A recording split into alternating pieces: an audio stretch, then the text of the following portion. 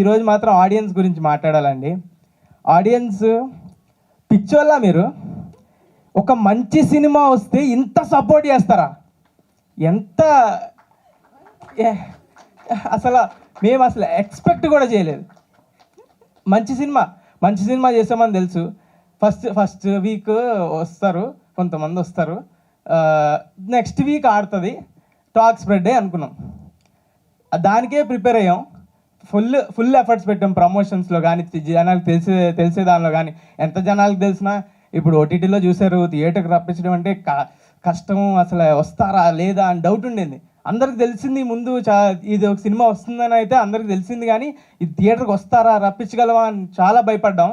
కానీ ఫస్ట్ రోజు premieres fulls మొత్తం డే 1 2.5 crores.